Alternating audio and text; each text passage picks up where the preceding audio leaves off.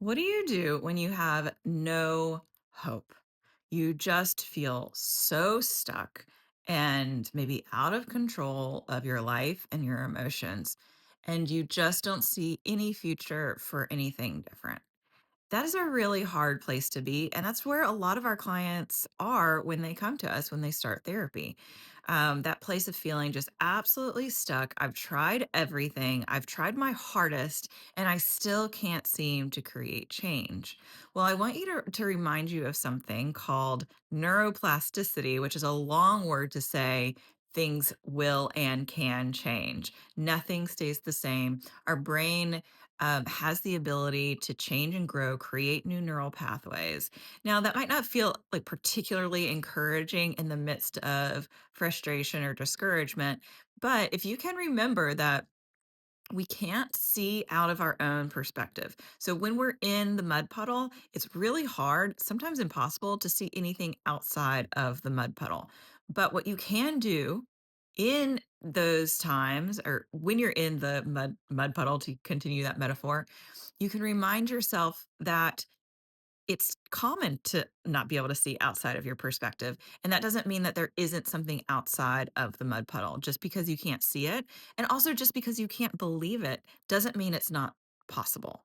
So our brain is what's called plastic, which basically means it's not static, it's not the same, it doesn't stay the same. It's constantly changing and growing.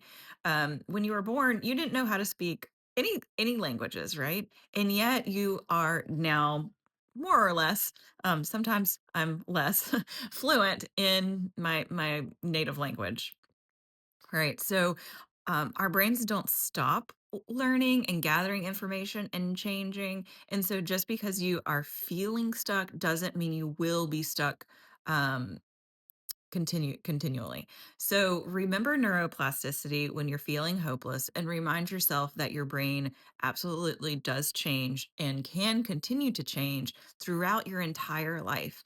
Also, and one, I think one maybe way of reflecting on that and seeing that already in your own life is to think about your different developmental stages. So I'm absolutely not the same person I was in grad school. I absolutely am not the same person I was in college. And I'm absolutely not the person I was as a teen, right? Like I've changed and developed. I have new perspectives and new abilities and throughout my life, and that is evidence of neuroplasticity. There are definitely times that I can think back to in my angsty teen years where I thought, my life sucks, nothing's ever going to change, whatever. I don't know. Some emo thinking emo vibes. Anybody else go through that stage? Where I really could not believe or see a way out of my current circumstances. And yet my life couldn't be more different than it was then.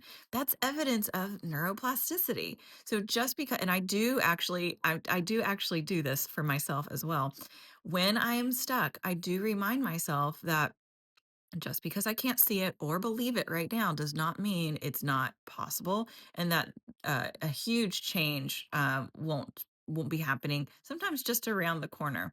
There is a quote. Let me see if I can find it. I had pulled it up here, but I forgot to really find it. Okay.